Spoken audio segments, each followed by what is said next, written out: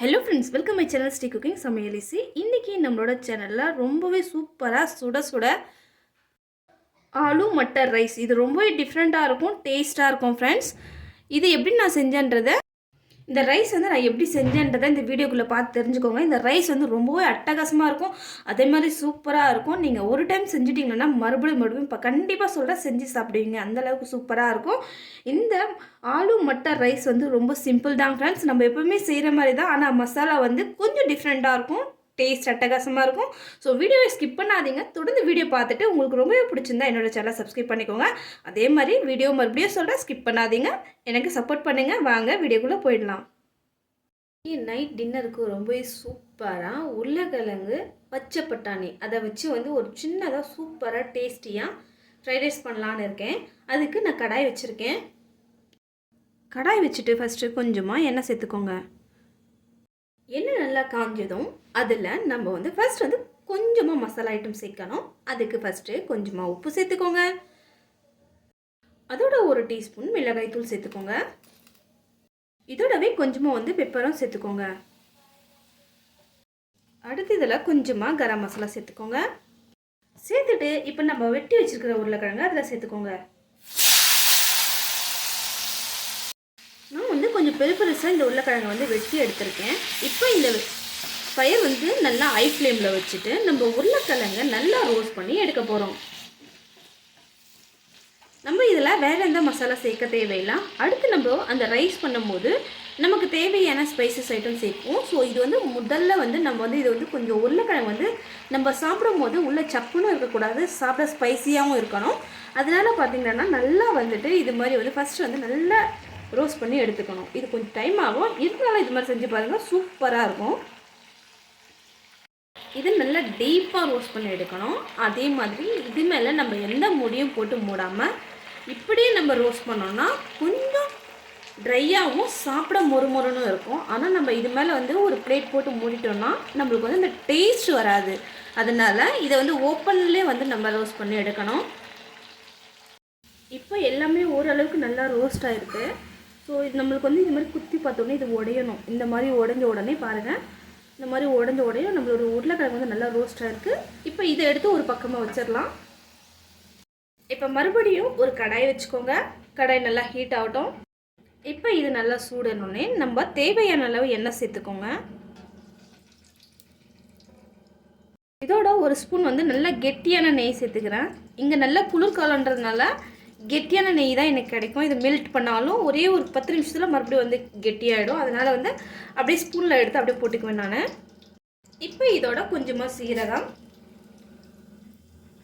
இதோட பட்டை லவங்கம் மூணு சேர்த்துருக்கேன் சின்ன சின்ன துண்டுகளாக உடச்சி சேர்த்துருக்கேன் அதே மாதிரி பட்டை சேர்த்துருக்கேன் நமக்கு வந்து இந்த சாப்பாடு வந்து ரொம்ப டேஸ்ட்டாக இருக்கணும் இல்லையா அதனால நம்ம வந்து ஃப்ரைட் ரைஸ் பண்ணும்போது இந்த மாதிரி செஞ்சு சாப்பிட்டோம்னா ரொம்ப சூப்பராக இருக்கும் நம்ம இன்றைக்கி உருளைக்கிழங்குல செய்ய போகிறோம் இல்லையா அதனால நல்லா காரசாரமாக இல்லைனாலும் குழந்தைங்களுக்கு ஏற்ற மாதிரி நல்லா ஸ்பைஸியாக இந்த காலத்துக்கு ஏற்ற மாதிரி இருக்கணும் அதனால் அதோட 2 ஏலக்காய் இப்போ இதோட 3 சின்ன சின்ன பிரிஞ்சி இலை சேர்த்துக்கிறேன் இது நல்லா வந்து இந்த எண்ணெயில் எல்லாமே நல்லா பொரியட்டும் இப்போ எல்லாம் பொரிஞ்ச உடனே நீளமாக கட் பண்ணி வச்சுக்கிற வெங்காயத்தை சேர்த்துக்கலாம் ஒரு பெரிய வெங்காயம்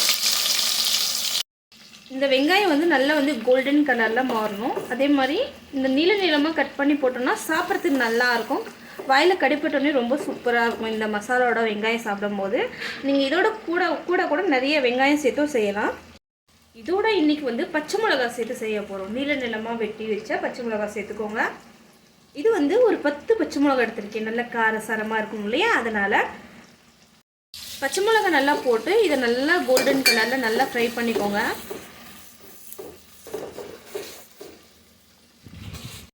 அடுத்து இதோட ஒரு ஸ்பூன் இஞ்சி பூண்டு விழுது சேர்த்துக்கோங்க சேர்த்துட்டு இதை நல்லா ஃப்ரை பண்ணுங்கள் இதோட பச்சை ஸ்மெல் போகணும் அந்தளவுக்கு நல்லா ஃப்ரை பண்ணிக்கோங்க இப்போ எல்லாமே நல்லா வதங்கின அப்புறம் கோல்டன் கலர் மாறின அப்புறம் நான் ஒரு தக்காளி பழம் ஸ்லைஸாக கட் பண்ணி எடுத்திருக்கேன் இது ஆப்ஷனலு நீங்கள் வந்து இதுக்கு தக்காளி பழத்துக்கு பதிலாக நம்ம சாஸ் சேர்த்துக்கலாம் நான் வந்து ஒரே ஒரு தக்காளி பழம் எடுத்து சேர்த்துருக்கேன் இப்போ இதை நல்லா வந்து வதக்குங்க தக்காளி வந்து நல்லா வதங்கணும் இதில்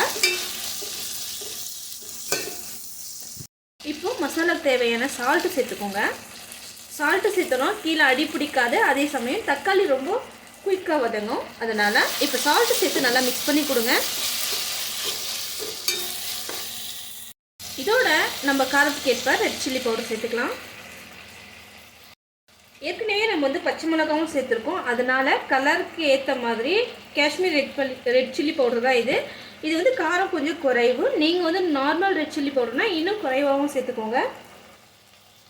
இப்போ இதை நல்லா சேர்த்துட்டு நல்லா வதக்கி கொடுங்க. இது வந்து நல்ல ஒரு கலர் கொடுக்கும் இந்த ரெட் சில்லி பவுடர். அதனால் வந்து நான் வந்து காரத்துக்காக சேர்க்கலை, கலருக்காக சேர்த்துருக்கேன். நீங்கள் வந்து சாஸு இதெல்லாம் சேர்த்திங்கன்னா நீங்கள் வந்து இன்னும் குறைவாக சேர்த்துக்கோங்க. இப்போ இது எல்லாத்தையும் நல்லா ஃப்ரை பண்ணிக்கோங்க. இதோடவே ஒரு புடி அளவுக்கு நான் வந்து கொத்தமல்லி தூவிக்கிறேன். நீங்கள் இதோட புதினாவும் சேர்த்துக்கலாம், கருவேப்பிலும் சேர்த்துக்கலாம். இப்போ கொத்தமல்லி சேர்த்து நல்லா வந்து வதக்கி விடுங்க. நல்ல ஒரு வாசனையாக இருக்குது ஃப்ரெண்ட்ஸ். இது மாதிரி நீங்களும் ட்ரை பண்ணுங்கள், கண்டிப்பாக உங்களுக்கு பிடிக்கும். வீடியோவை ஸ்கிப் பண்ணாத தொடர்ந்து பார்த்துட்டே வாங்க.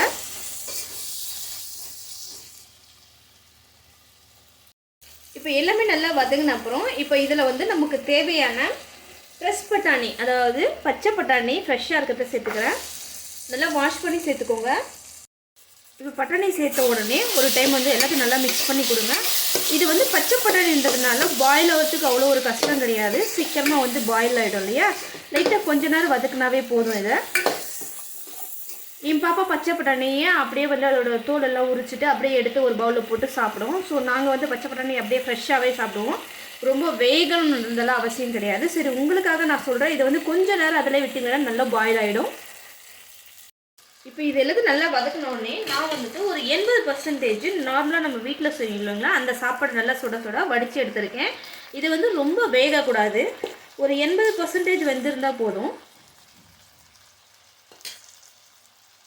இப்போ வடித்த சாதத்தை சேர்த்துட்டு நல்லா வந்து இதை வந்து மிக்ஸ் பண்ணி கொடுங்க.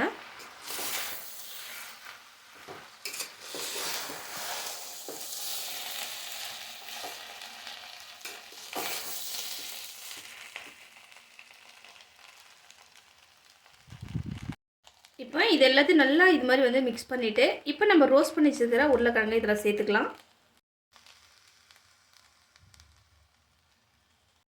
இப்போ மறுபடியும் இதை சேர்த்துட்டு நல்லா வந்து மிக்ஸ் பண்ணி கொடுங்க.